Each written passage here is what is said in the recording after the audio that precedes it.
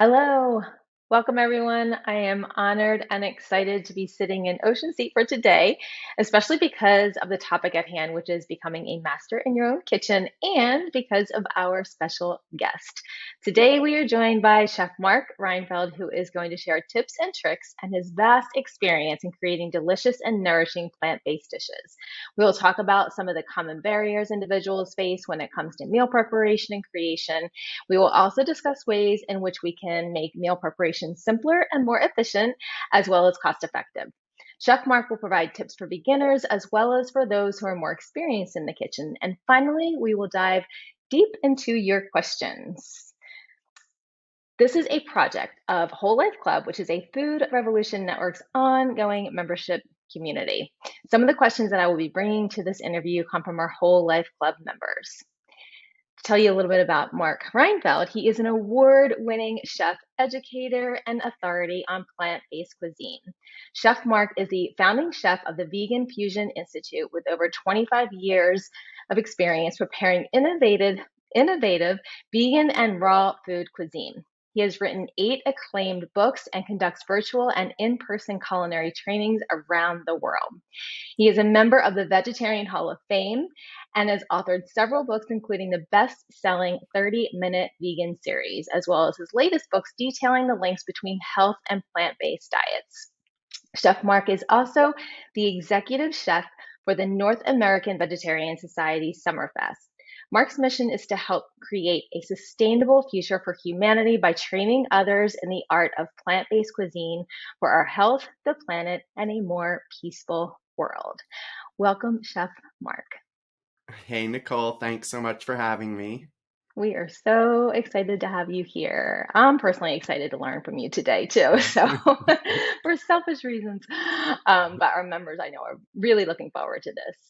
So, I'd love to just dive into common barriers. There's all kinds of barriers to getting in the kitchen, very individualized for each person. But what are some of the common barriers that people face that you see when it comes to being comfortable in the kitchen? I think a big barrier is just people's past negative experiences in the kitchen. And I think like the mindset is really important, like to keep that beginner mind and like just like the Thomas Edison, where we're experimenting and we're learning as we go. I think a lot of it, like for me, I like to encourage people to have a real like gentle attitude towards themselves and keep a positive attitude as much as possible in the kitchen. A friend shared a story about his friend who won a world class handball tournament, and he asked him how he won, and he said, when I made a good shot, I said good shot, and when I missed the shot, I said nice try. So he was just like good shot, nice try, good shot. Like he wasn't beating himself up for like the mistakes, and usually there's no real mistakes in the kitchen. You most of the time you could turn something around, so that smoked navy bean soup a restaurant served, they might have burnt the beans earlier in the day and someone turned it into a new soup, or the rustic soup, maybe it didn't get chopped the right way. So I think that mindset is really crucial in just pushing forward. And I feel that if you know how food tastes good to you, eventually you could develop your palate in a way that you could succeed in the kitchen. I love that. There were so many valuable nuggets there. At first, I love the story that you shared about keeping it positive and saying nice try. So that can really affect, the mental health around being in the kitchen too, and just, staying positive and cheering yourself on. And at least you tried. That's a great thing. And you can Totally. take that out into life. But also, Yep. yeah, just recognizing that we're also not alone. Like you said, in restaurants, there may be dishes that aren't perfect, and they create something new out of them. So just seeing that vision can help us give ourselves some compassion in the kitchen. Yeah, and I think also unfamiliarity with ingredients, and like there's things that they might be intimidated. I've worked with a lot of chefs who are competent chefs, but they've never worked with some of the plant-based ingredients, and it could be a little intimidating until you show someone, well, it's really pretty easy. Just use it this way or that way, and then people could start building on their confidence. Yeah, absolutely. So, and what are your, speaking about confidence, there are kitchen tools that I think are everyday kitchen tools that are easier to use, and there are others that may be a little bit intimidating. What are your top 2 to 3 kitchen tools that you are think are really essential to having success in the kitchen? Yeah, I'm pretty old school. Like, I think you could go really far with a good knife and a cutting board. And I think for me, I guess another, it ties into the barriers. You want to feel like inspired and comfortable to get into the kitchen. So, working with a knife that the knife is the most important, something that you love holding that feels good. Uh, a good cutting board. I personally like ceramic knives. They're like nice and light and they stay sharp. A good bamboo or wood cutting board gives you that kind of comforting feeling. Uh, Mm. as far as equipment, I always encourage people to build their kitchen gear slowly as their means allow. A blender, a good strong blender would be the next thing because that really opens up a lot in terms of creamy soups, especially if you're going to do more raw food preparation, like getting into the plant based cheeses and plant milks, like having a strong blender is helpful. I also love I use our tabletop toaster oven a lot. I have 2 kids. We have a pretty busy life. So that toaster comes in very handy. Then a food processor also is something that would is a, I like using, especially for doing like pie crusts or pates, things that the blender can't handle. And other than that, like there's a ton of kitchen gadgets. Like lately, I have these little silicone spatulas of different sizes and different colors. So I've been enjoying using those. I think anything that keeps you like excited and engaged in the kitchen is will help you propel you forward. I love those little silicone spatulas. First of all, they bring color to the kitchen, so they are fun to use, and you can get a variety of sizes. But also because I'm one of those that's really like obsessive with getting every last drop out of the blender. So I feel like it gets like Totally. deep into the crevices and like you can get everything out of there. Like, you don't let Yep. anything be wasted. Yep. And a good chef's knife is life changing. I remember when prior to having a good chef's knife, I was like, cutting preparation. This is, I don't want to do it. But then when you get a good chef's knife, oh my gosh, it is the efficiency, of course, like you're much more efficient in the kitchen, but it's also enjoyable. Like just finding one that fits you perfectly is just like, it's Yep. fun. It Yep. becomes Totally. fun. Yeah, I Thank mean you the for the, list could go on. I also there's this finger peeler that I like to use. Your finger could fit in it, and it's really good for peeling vegetables. And in my in-person class, everyone loves it. That I joke that there's a microchip in it, and if it leaves the premises, I'll get a notification on my phone. It's a very tempting little gadget, but I love that one too. that sounds fun. I haven't heard of that. We'll have to share that with our members if Okay, you have a yeah, I could link. send you That's that really link. cool. That's awesome. So what about, obviously we just like mentioned knives are essential for um, really making the whole kitchen process, the preparation go more efficiently and making it more enjoyable when you have like at least one good chef's knife on hand. What else can help people who are like really low on time to help speed up that preparation process? So that's definitely an art form, and that's we could do a whole class just on the batch cooking side of things. And for that, it's like there's a lot of tips in that area, like especially if you could carve out an hour on a less busy day over the weekend when you're not in the like that crazy rush during the week. That's when you could just get some advanced prep done. You could just cut up some veggies. You could get, if you're going to have smoothies during the week, you can make your little packets of what you're going to put in the blender. You could get the jars ready for overnight oats. Uh, when you uh, when you are making a meal, just like think ahead of like what can I do to this so that I could use it again tomorrow in another meal. So that's another big one. Like doing a larger batch size. I never even went in the frozen food section until I had kids, and now I do make use of like some of the frozen veggies. A lot of stores have pre-cut veggies as well, or those bags of pre mixed salads. So there's a lot of tips the biggest is just carving out some time, I think, on your least busy day, giving some thought to what you are planning to make during the week. And I'll share a little bit about my kind of approach to that later in the call. But those are that's probably the big one. Yeah. Yeah. I'm looking forward to that share. And I agree, like having an idea ahead of time, or even having the foods on hand, like in your pantry, so that if you're going to be in a meeting or if you know you're going to be doing something else around the house for an hour, you can throw some rice on the stove or make some beans, or, there's things like thinking about where in your schedule you can carve out that time, or like, you know, cook some foods, batch cook. It's so important. Yes, it seems like it would be a lot, but it really, like the time that saves later on in the week is really Yeah, enjoyable. and things like quinoa are good to cook in bulk, and those could last. I'm usually a 3 or 4 day. I usually like using things within a few days, so like some things can go longer than that. But like quinoa and rice, I like roasting up tofu and tempeh cubes in that toaster. I'll share my go to quick and easy meal, but that includes like having these roasted tofu or tempeh cubes, and there's a really good to bulk up salads and yeah, just kind of just giving it a little forethought. I think when you have some time over the weekend helps a lot during the week. Absolutely. Yay. All right. So how about budget-friendly ways to set up a kitchen? You mentioned a blender. I think, a lot of us think of Vitamix or like Blendtec. Some of them can be a little costly. Do you have any budget-friendly tips that when incorporating new kitchen tools or even Yeah, food for that matter? yeah. I like I said, I think like a knife and a cutting board can take you really far along. You could get you could do a lot.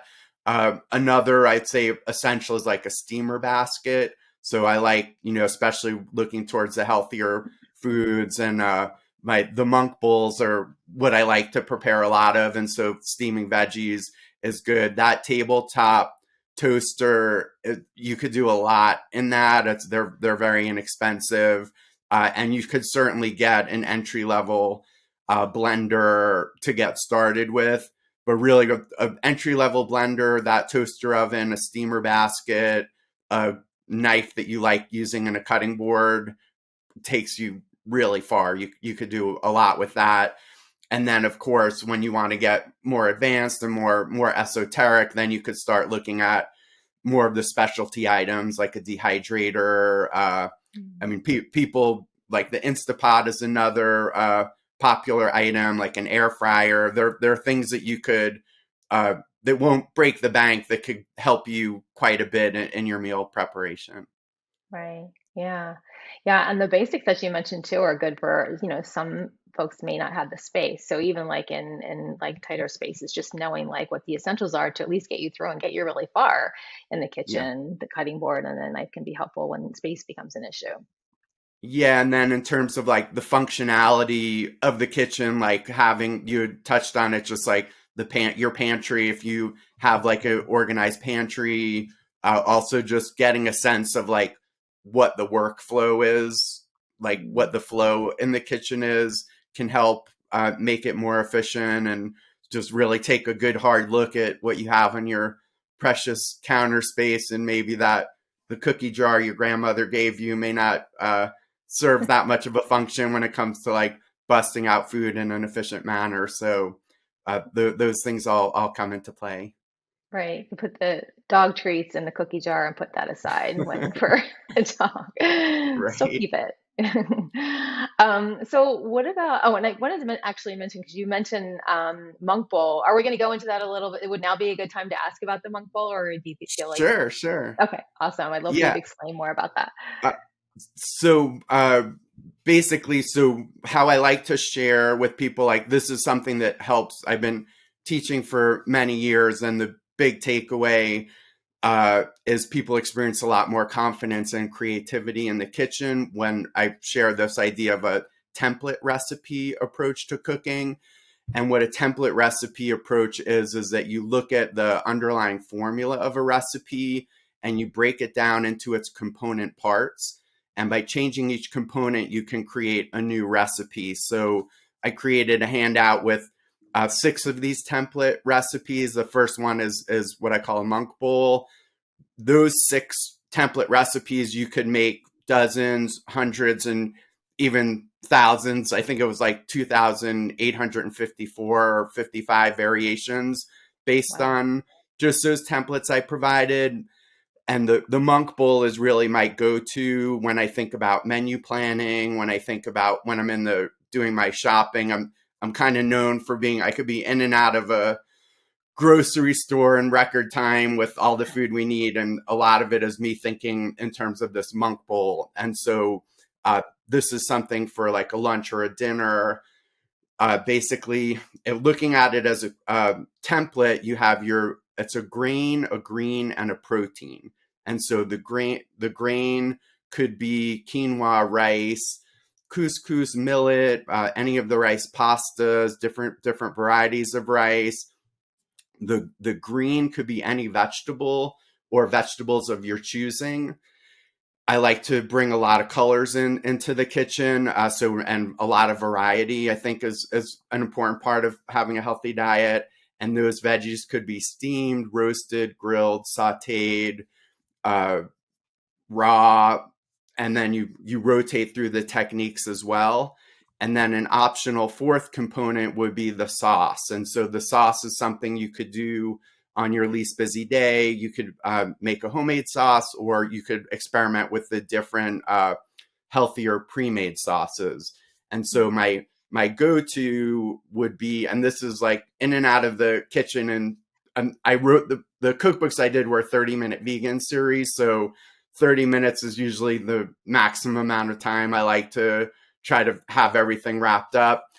This is actually, you could do in like 20 minutes or so. And so you could take quinoa and cook up some quinoa, get your steamer basket going, uh, and then put some veggies in there. And then for the proteins, the plant proteins, what I like to do is rotate through tofu, tempeh, and all the different legumes. So that could be for this. This is where my toaster oven comes in handy, because I like using the super firm tofu, and it has a really nice texture. I know some people were saying that they weren't fans of tofu, or that people didn't like tofu. The super firm tofu is really awesome. Like, it's nice, wonderful texture. I do a little just spritz of some oil and some tamari, gluten-free tamari, and put that in the toaster at 375. And then within 20 minutes, all of those components are completed. And I just do like a little drizzle of hemp oil or flax oil. You could do any dressing or oil-free dressings if you want, some nutritional yeast, and then top it with like some avocado or pumpkin seeds. And so looking at it as a template, I like the idea of templates. I picture these like spinning wheels on top of each other. So you rotate through your grain, you rotate through your veggie, and you rotate through your protein. And then you can Mm. rotate through your sauces. So when you look at that, even a hummus wrap could be considered a monk bowl, because the grain is a tortilla, the greens are the veggies, and the hummus is a protein. And so if you think about what goes into a satisfying meal, you usually have those components, and the grain can also be a starchy veggie rotated in through that. So usually there's lots of variations that you could do with the monk bowl, but that's kind of my go-to. Yeah, that visual that you set up with the whole like assembly line of getting the quinoa cooking and your steamer basket with the veggies, and then having that toaster oven ready or whatever folks choose to use with the tempeh or tofu or legumes, having them all ready to go. And you time it like that. If you have that routine, eventually it becomes very, you get that down as a part of your routine, that becomes efficient. And like you said, you just rotate it to get that variety of foods that you need for overall health. Yeah, and then so just a couple of variations of that could be roasting the veggies. You cut up some veggies for roasting. You could open a can of chickpeas, rinse it, put it in with the veggies. Those could roast on one pan, and then you could do the grain component. And usually, I like bringing raw food, so it could be like just a handful of arugula and chopped tomatoes. But that's another 25-minute or so meal. So there's lots of variations. And like I said, with two kids, it's you want the dishes to be minimal. You want everything to be like really easy. And that's how we usually roll here.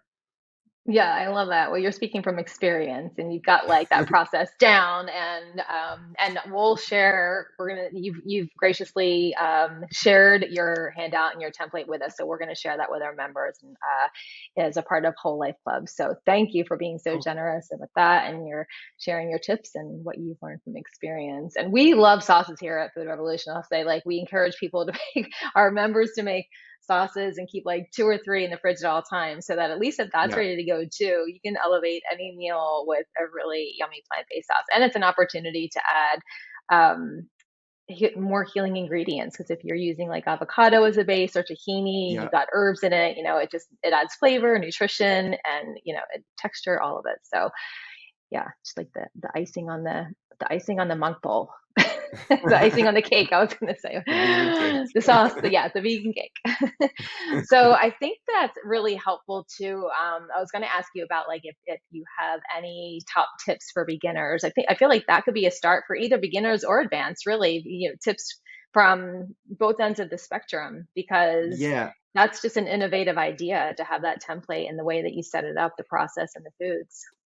So well that does it kind of leads into that what we were talking about earlier, like before the call, that what I was just thinking like what's the best way to like consolidate. I've been doing this for so long and I've been teaching all over the world. I love seeing people get like the aha moments in the kitchen and see them build their confidence and creativity, and they start feeding their friends and family, and then start actually venturing out into the community. And past students have opened restaurants. And what is it like, how can I consolidate that information?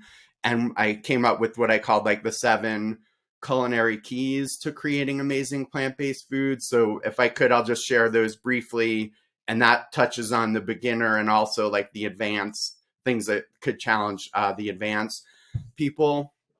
And these are things that just, if you work on all these, I know that you can succeed in the kitchen. I really just have that belief that if anyone could take food and taste it and be like, I like this, I don't like that, that gives them the ability to create food that tastes good. Personally, I feel that way. So Yeah. the first the first key is just palate development, and that's something that comes over time where you just start developing a more and more kind of sensitive palate. You could start identifying the different flavors: sweet, salty, bitter. Umami is an important one. And then like you could develop that even slowly just by like cooking a baked potato and just adding a tiny bit of salt. I know some people are SOS. So if you do this just for a palate development, just add a tiny pinch at a time, and then eventually you'll see there'll be a point where it pops. And then if you keep going, then it'll get a little salty, too salty, and like way salty. So palate development is something that you could practice over time. The other is this template recipe format. So when you start viewing recipes as a template, it really helps your confidence and creativity. Like one of the templates that I shared is this creamy asparagus soup. And just I'll break that down as a template. You have your base, which is onion, celery, garlic, and water. Then you have your main vegetable component, which is asparagus. You could replace the asparagus with other veggies. And then this uses cashews to create creaminess, but that's really the creaminess component. So you could replace that with other nuts and seeds, plant-based milk, silken tofu, beans.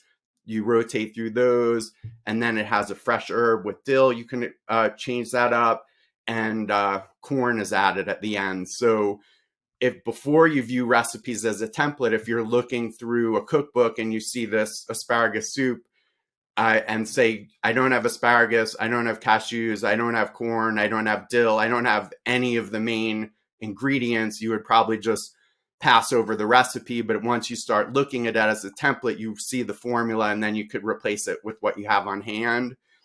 Uh, so the template recipes, the global spice blends. This is one of my big tips. Vegan fusion world cuisine is what I my style of cooking. So I really encourage people to make that Mexican blend, Ethiopian, Moroccan, Cajun, French, Italian, Mexican. You have all these different spice blends. So that soup, just with the flick of the hand, you could create this whole array of global cuisine. And then world sauces, like you mentioned, I really encourage people to just have those on hand. And that's where that bowl could be a teriyaki bowl, a harissa bowl, it could be a pesto bowl, just by getting familiar with your world sauces. The other tip is veganizing. And so most of us, I grew up eating animal products my whole life. So I love veganizing dishes that I grew up with. So just getting more proficient in when you veganize a dish, a lot of the ingredients are already vegan by nature. So you could kind of set those aside and then you identify the animal product that you're looking to replace. And then you come up with ways to replace it to give you that same satiation that you get from that animal product dish. Two more tips. One is the superfood nutrition. And so this is where the food as medicine component comes in. So looking at using superfoods and incorporating raw foods into your diet.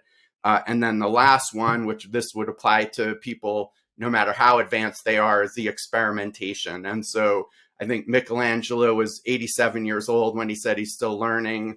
So I think that having that attitude, if you are really proficient in the kitchen, there's a whole world out there. Maybe you haven't made the steamed bao buns yet, or tamales. There's ways that you could research kind of esoteric global cuisine and go to a international store, and I'm sure there's some ingredients in there that you haven't been familiar with. So those are tips that I think could apply to beginner and advanced. Mm, there are so many great tips in there. I love that. I think the last one too really helps just in so many ways just to keep that curious mind, to keep learning. And the beginner's mind is so important. And it also helps to alleviate some of the stress that's felt when you feel like you should be getting it right, but or just certain things around the kitchen. You have expectations, but like letting those expectations go and letting whatever is about to unfold and taking it for what it is and learning from the experience, whether it's the perfect dish or it's an okay dish, or if it's some of mine end up in the compost. I'm like, all right, I'm feeding the soil. So, or I'm like creating good soil. So it's Right. That's okay. great. But, it's, yeah, I'm going back to the mindset that you were saying earlier and keeping that curious mind. It's really helpful in alleviating some of that stress. My husband, I will say, is like a master at veganizing, taking traditional, um, when we first started on our plant-based journey, he was like, all right, I'll give it a try. And I'm more of a plain Jane when it comes to food. I'm good with steamed broccoli. That's just, I don't know, my palate, I guess, but I've learned to do a lot of what you're recommending here. Like I'm appreciating all the sauces and everything, but he's always like super saucy and, creamy and, the comfort, a lot of comfort foods. And, when we first started, he was like, you're on your, but please make it good. And then he started saying, well, I wonder how I can recreate this mac and cheese, that he would get at a restaurant. And he would come home and he's like a master at just whipping it up. This is the texture. This is what I want to do. I'm like, how did you do that? Like, what did you just do? But so veganizing, to your point, veganizing is a fun one to, I think, like say, how can I take a traditional dish that I love or a Mhm. family dish or whatever it is and make it all plant-based. It's actually Yeah. a fun activity once you start creating those same flavors and textures that you're familiar with. Yeah, and then the ultimate is when you serve it to people and don't tell them that it's plant-based. And I remember I made some tempeh meatballs for a friend, and I left, and then his wife came home, and she would never go to a vegan restaurant or eat like a vegan meatball, and she asked what it was. He said, oh, I picked it up at the Italian place, across the street, and she ate it and didn't know it was vegan. So those are particularly satisfying moments. Absolutely. That is so satisfying. Wow. Yeah. Opening up people's minds through food and their palates. Okay, so let's move into some of the member questions. We had Okay. lots of wonderful member questions here. Um, Linda is asking, what is the best way to store legumes in the refrigerator or in the pantry? And what exactly is the shelf life for legumes? And also, she goes into asking, about kiwi fruit on the counter or in the refrigerator. I think that's a question for avocados sometimes too, because hers always seem to need a few days to ripen. So storage in general, Linda's saying, is a challenge for her. Cool. Yeah, so with the legumes, so the open can, like if it's a dry legume, you could keep it out in a, room temperature for years actually, as long as it's in a good sealed container, and you could freeze them indefinitely. They could freeze for a long time. If it's a can, then you would want to you could freeze it for a few months, couple of months, if it's an open can or cooked beans. And then in the fridge, usually I go 3 to 4 days. Uh, with kiwis, for myself, I leave them out until they feel just a little soft. And that's the same thing that I'll do with the avocados as well. Like I'll let them ripen outside, and just when they're just ripe, then that's when I'll put them in the fridge. And kiwis don't last too long in our house. Once they're ripe, we're usually on them. Right, high demand fruit. They're delicious once they're ripe. So yeah, that's a good thing. Thank you. So Joan asked, we mentioned this earlier in the conversation, or you mentioned it as like one of the fun kitchen tools. Joan says that she was gifted an Instant Pot with no instructions, which is awesome, Joan, that you were gifted an Instant Pot. She's curious, what are the best whole food ways to use her Instant Pot? uh, I mean, there's so many. All the functions, like as a pressure cooker. I like cooking beans in it. You could use it as a slow cooker, a rice cooker for rice or quinoa. If you wanted to get into like vegan yogurt making, you could do that. It's good for like soups and stews. You could even proof dough in it or make popcorn in it too. So you could do sauteing. It's very versatile. And Yeah, there's lots of books and resources out there with recipes, but it's one of those the gadgets that's multifunctional. Yeah.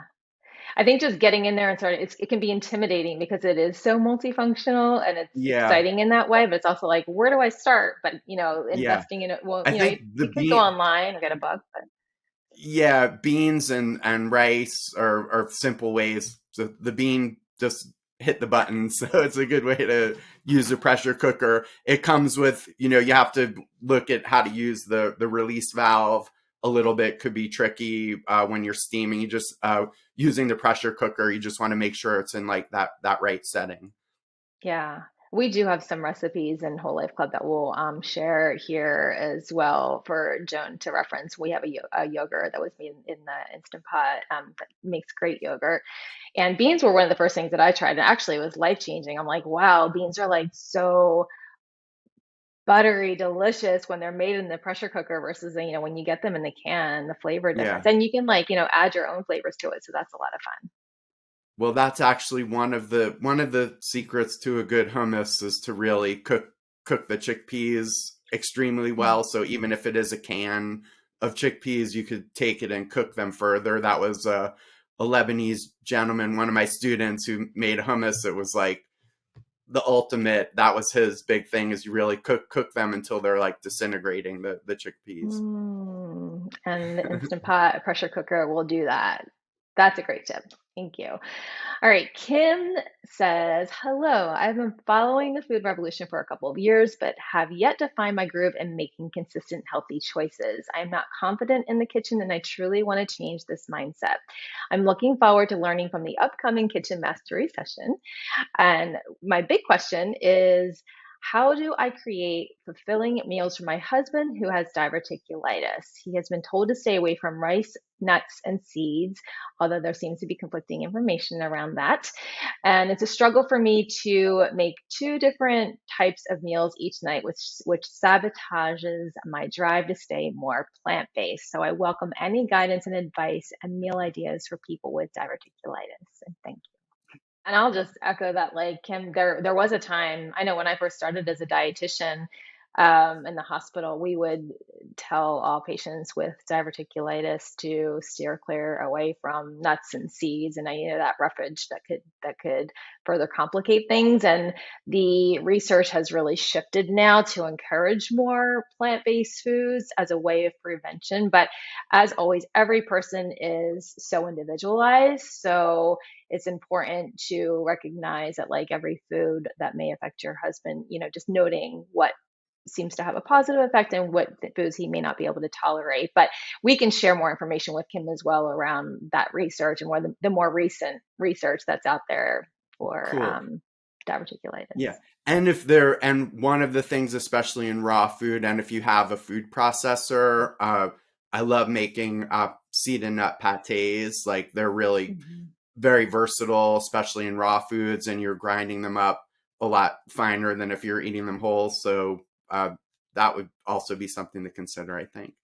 Absolutely. Yeah. Incorporating some of these things in sauces and dressings and pâtés, just, grinding them. And that's where that blender would come in handy, or food processors, just grinding them down so that they're more easily digestible, could be a big help. And of course, drinking plenty of water to keep all that fiber moving through.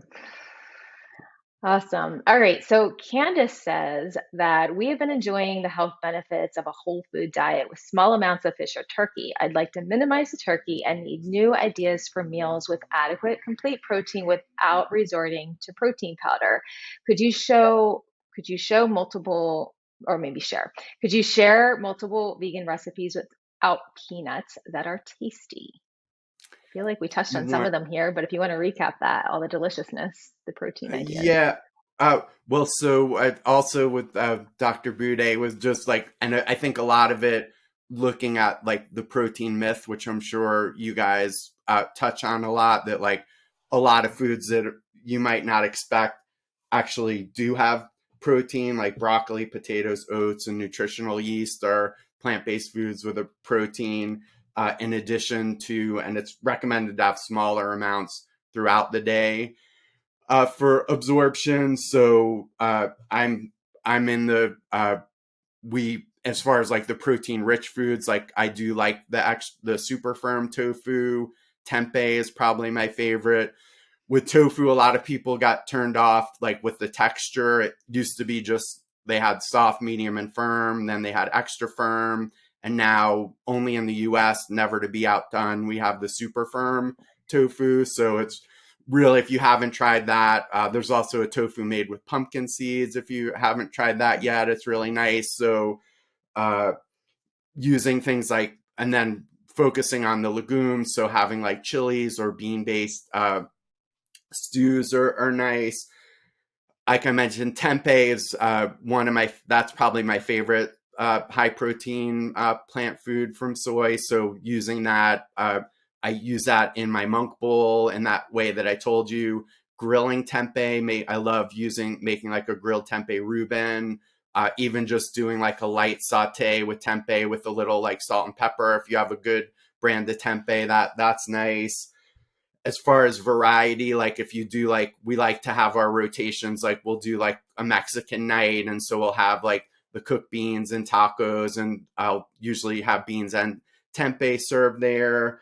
You could do like a sushi night with I putting tofu in the nori rolls. So there's tons of ways to get adequate protein. You might have seen there's like a meme that shows like an empty hospital, like a bunch of hospital beds, like a hallway in a hospital, and it said the protein deficiency ward empty as usual. Like protein deficiency is really very rare, so it's something to look into. But there's a ton of high protein plant based foods that you could mix in, and I'm sure you guys have a lot of resources to share with that.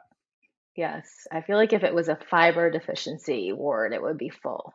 But the protein deficiency, not a problem, right? Right. Yeah, and I think there's something that we don't think about a lot. We of course the go-to all of the foods that you mentioned, tempeh, tofu, and legumes is the high protein, the higher protein plant-based foods. But there's so much protein in some of those whole grains that you mentioned as well, like quinoa, amaranth, buckwheat. They're such great sources of protein, and a delicious way to just get more in. I think it's surprising too.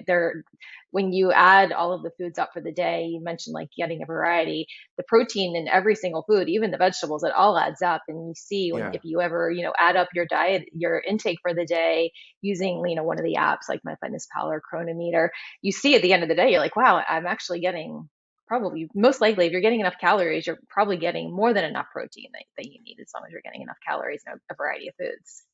And that does it actually touches on, so going back to like the beginner tips, like there, in addition to like the spice blends, I do encourage people to do two other things. One is a superfood smoothie in the morning, and that's a chance where you could get uh put in some like hemp seeds and chia seeds, and you could kind of get like your protein up. I do use like a whole food plant based protein powder a little bit in there as well. Not, I don't do like those massive scoops. I'll just put like a little bit in, mixed in with like the other like superfoods that I add.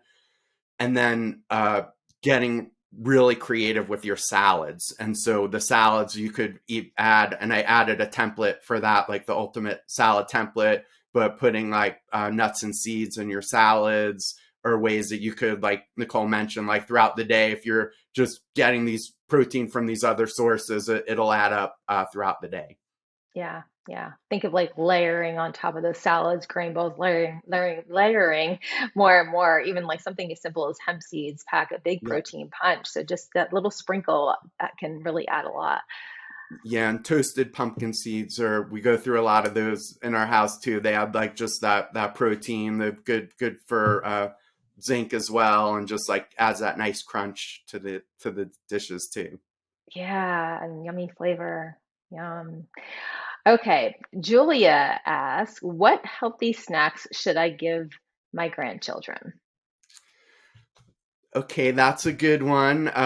We so basically, yeah, you could do apple slices with different types of nut or seed butter. That could be celery sticks.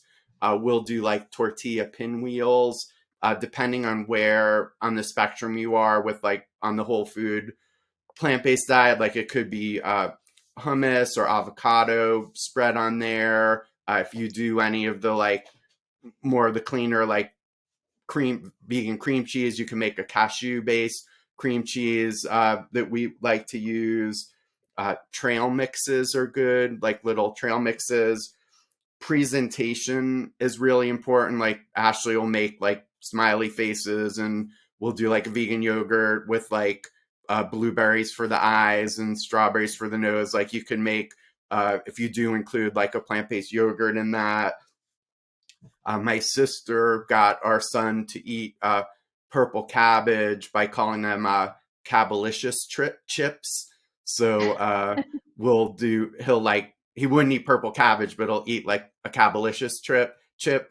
So that we'll do like, yeah, making like a cashew ranch, uh, un not very like high seasoned ranch dressing, using blending cashews, and that's getting some good fat and protein in. And so those are some of the tricks. Air popcorn would be another one that we go through, and we do rotate through some of the bars a little bit, some of like the natural kind of energy bars with Yeah. them, not too much, but we try to get towards like the fruit. Fortunately, our kids like apples are very satisfying for them, so we use that with different toppings. Yeah. Yeah. You can make like fun dips for fruits and veggies. There's so many options. We talked about, plant-based Yeah, sauces, but adding less liquid, you can make a dip from like, what you're creating with the yeah, sauces, the and same ingredients, but add less water. I also included a recipe for an energy ball that's could be fruit sweetened. So it's just, and it's also a template. You can make hundreds of variations of that. That's another thing they like. Just in the food processor, basically nuts and dates, and then you could add that forms the base of the ball, and then just like as a template, you rotate through different nuts and seeds. You rotate through different dried fruits, and then you Mm. rotate through different add-ons. So the add-ons could be raisins. You could, depending if they like coconut, roll it in coconut. So we like doing those. And when I make a raw granola, a buckwheat granola, that the kids love too. So that's another one of the healthy snacks. That buckwheat granola sounds delicious.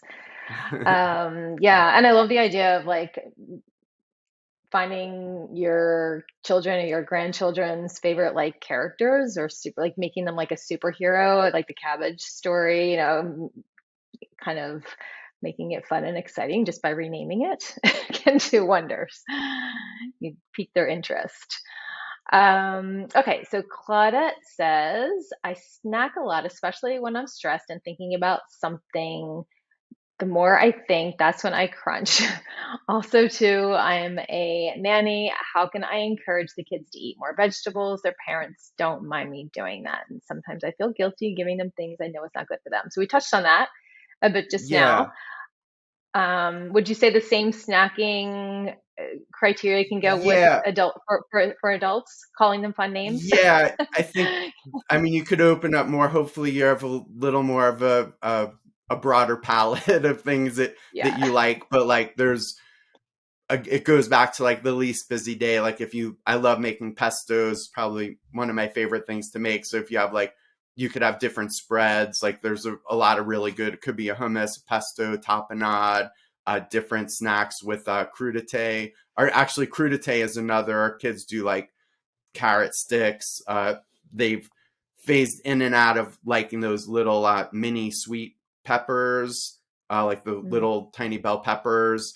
Uh, but if it's a stress related eating, that could be another conversation to look yeah. at, doing some deep breathing or drinking some water, if it's a stress related thing. But the healthy Yeah. snack, I actually think snacking is really important. Like to snack well can make or break like a diet, regimen. So, uh, yeah, looking at some of those other snack ideas, I think can be appropriate with kids. Trying to, a lot of times it's sneaking in, like if it depends on what they like. If they like avocado, that's great. If they don't, like that could be spread on a thin layer. You can make like a pudding that's Mm, avocado based with that you could flavor to kind of hide it. You kind of have to start with what they're, if there's certain things that they do like, and then work from there. But kind of layering something that they may not like or that they haven't tried before in with things that they do like, that's probably the big tip, as you try to just ease it in slowly. But some of those tips, like making it look nice or calling it something different, could help with that. yeah, absolutely. And then probably just like having those things on hand. So a lot of the things that you mentioned, just having them on hand and placing them on the counter. And maybe you do have like a plant-based yogurt with options, fruit options. They can add their own. So helping to empower them to make good decisions, but giving them the options of healthy, the whole plant-based foods, Yeah. and letting them make those decisions. Um, Candy has a good question. I would like to replace refined white sugar for a healthier sugar or sweetener in baking. Do you have any suggestions? That's a wonderful question. I like looking. I was a philosophy major, so I like looking at things on a spectrum. And on, when you look at the world of sweeteners, like the dark side of the force is like the refined white sugar and the high fructose corn syrup, and then on the other side you have like an apple, a whole fruit. And so everywhere in between, you're in the world of like the concentrated sweeteners, and it is relative. Something could be healthy. It's healthy relative to something, or unhealthy relative to something. So with like refined white sugar, I like using like the granulated coconut sugar is probably my go-to these days for that. If you want to look at more of a concentrated sweetener and you want to keep it like really clean, I like using, you could blend up dates with water to get the consistency of a syrup, to use that. For baking, yeah, like I would use the coconut sugar would be something I would use to replace, because specifically you're looking at refined white sugar. So Mm. that's what I would go for. And then they have things like, you could get monk fruit and other like stevia if you wanted to get into the realm of that type of sweetener too. If you're Would you using rec stevia, there's different. You want to there's it's not a it's a very the substitutions could be tricky, so you'd want to look that up. But like the coconut sugar, you could use pretty much one for one. and what about like reduction? There's sometimes you'll see a recommendation like to reduce the sugar content, you could reduce it by maybe 25%. Would you say that that is helpful, or would it affect the outcome too much? For which for the with the For coconut like sugar? baking any sugar, yeah, like refined sugar. Well, if she was even substituting the coconut sugar, just reducing sugar in a, say, baked recipe, whether it's muffins, cookies, or anything, if you're making a plant-based version, do you Mhm. think that reducing the sugar content could be an option? Uh, as far as just using the refined sugar, but just using less of it, you mean? Is that what you're saying? Yeah, either way, just in Yeah, general, like refined sugar or yeah. the coconut sugar. It it depends on the recipe. It could be the food science of the baking is pretty precise if you're gonna start experimenting. I mean, I'm big fan of experimenting, uh, Yeah, but yeah, you could certainly try reducing the overall sugar. yeah. Of course, Like muffins would do better than like a cake. It just depends on what all the other ingredients are. right, right. But like you said, experiment. But yeah, maybe making the swap to the coconut sugar, as you mentioned. And if it calls for a lot, you could try reducing it a little bit and just seeing what that Yeah, outcome is. And I always see with like experimentation, just I know from experience, start small rather than make the entire recipe, because if it doesn't turn out the way you like it, you want to at least have a small portion that you have to figure out what to do with, or, you know, yeah. you can try again And with another. that's actually a good guiding principle for recipe development in general is you always want to be small increments is what you want to work with. Yes, yes. Okay, so Deborah says, I'm endeavoring to add healthy avocados in my diet, but they are finicky for me. Uh, could you give some tips about working with avocados? She grew up in Tennessee where they had lots of vegetables, but no avocados. They are right for a short time, and she'd like to know more, especially if there was a way to freeze them at their peak ripeness. And what's your favorite way of incorporating them? Wonderful question. For that, I would so freezing them. If you do want to freeze them, it's better to kind of mash them up with a little lemon juice and freeze them. That way, the flavor profile will remain more intact. You could freeze them whole or without mashing them. It's just when they are defrosted, you're going to lose like that wonderful flavor that you want. So uh, you could typically you want to get the avocado to it's just soft to the touch. The other thing is like you don't want to open it until it's fully ripe, and also most people probably know you don't want to leave it uncovered. So I'll like if I'm going to cut the avocado, I'll keep the pit and then I'll keep the other skin to the other half so it's Yeah. covered. You could cover it with some lemon juice or some white vinegar. It could freeze for a couple of months in the freezer or about a month or so, and then you'd want to thaw it in the fridge overnight before you used it. If you do have an abundance of avocados, like I like making like a key lime ice cream with avocado, you could just basically put it in a food processor and puree it, and then add some lime juice and lime zest, and then sweeten it to taste.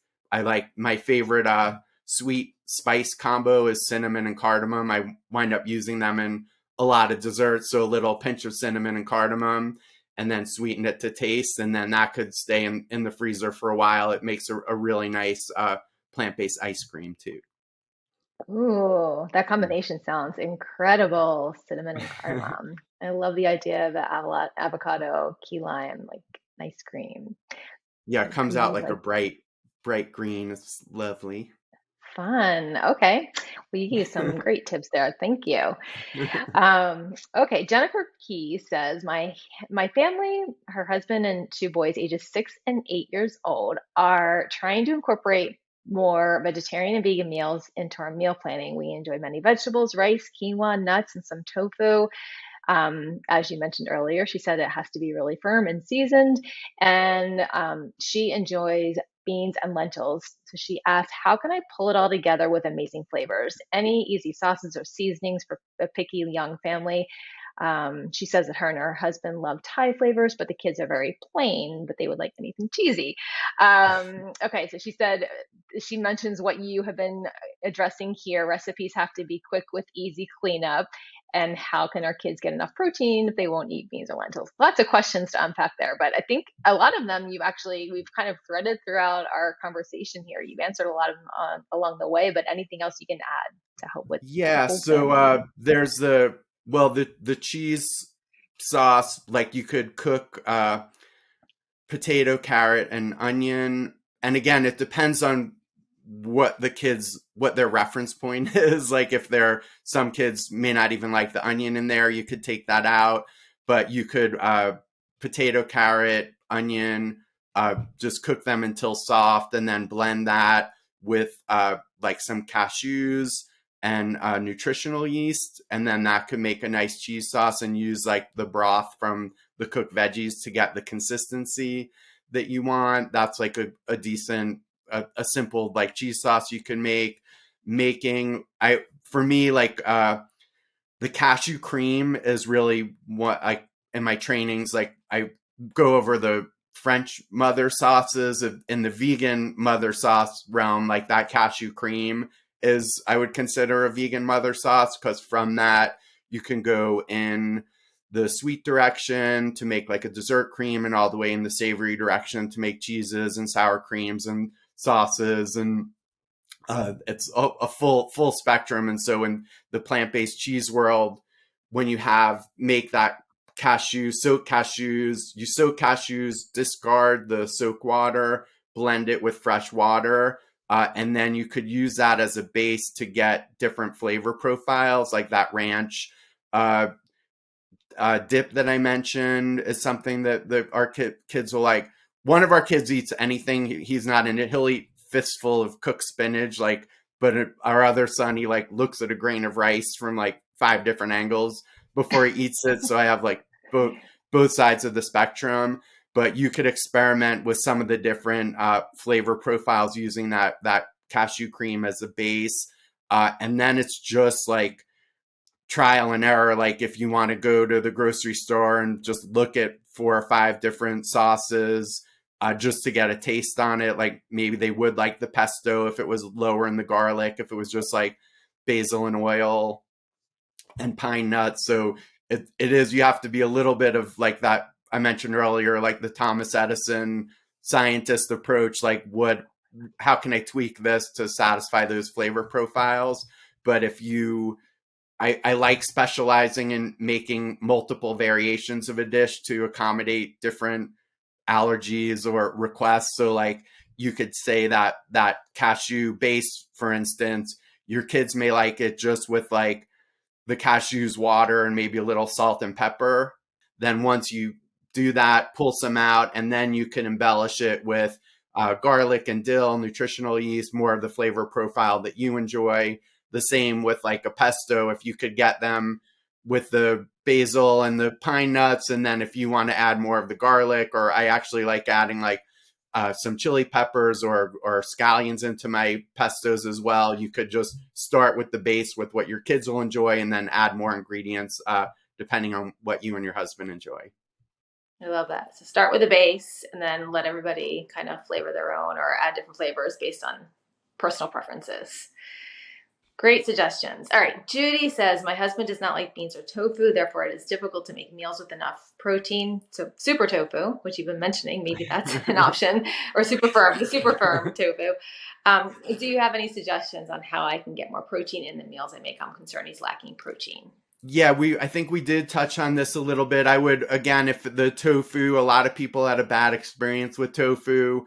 The super firm tofu is really wonderful. It's almost in its own category with the texture, and you could make wonderful marinades and flavor it with different sauces. There is a pumpkin based tofu as well that you could experiment with. Again, if he doesn't like beans or legumes, I would say maybe there's ways that still you could just try, like even if it's a puree, like a white bean dip or something like that, could be seasoned. And then with the nuts and seeds, like I mentioned earlier, making like the pates or even like the cashew based cream sauces could be a way of getting some protein in. And then that superfood smoothie in the morning where you could bump it up, or toasted nuts and seeds throughout the day.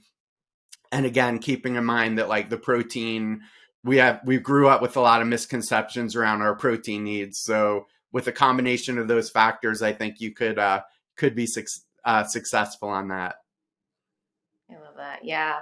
And even like making soups and stuff with their creamy soups that even silken tofu can be easily hidden if you blend that into sauces or smoothies or Yep. soups because it adds a creamy flavor really. And it's a really awesome way to kind of sneak in some protein without folks knowing about it. Yep. That's a great idea. Good one. Well, is there anything else you'd like to add before we wrap up this wonderful conversation? I just love encouraging people to just keep experimenting, to be gentle on yourself, to keep a positive attitude, and really just trial and error. And I know based on all my years of experience that people have this latent ability to be a wonderful cook, and you just have to kind of tease that out over time with patience and practice. But I love encouraging people just to keep going on the plant based journey. It's just for your health, the environment, and for a more peaceful world. Like you're doing a good thing by incorporating more plant foods into your life. Mm, yes, you have certainly shared so much inspiration here. And I think it's important your last um, mention of why you're doing it for your health, for the planet, for just really for it's a betterment for everybody all around. And just to kind of come back to that why can be encouraging in and of itself. Yeah. Thank you, Chef Yeah. Mark, for being here today. We so appreciate you sharing all of your creativity and experience and knowledge, and we can't wait to share your templates. That's just, as I mentioned before, gold. So we're really excited to implement that, and I know our members will be too.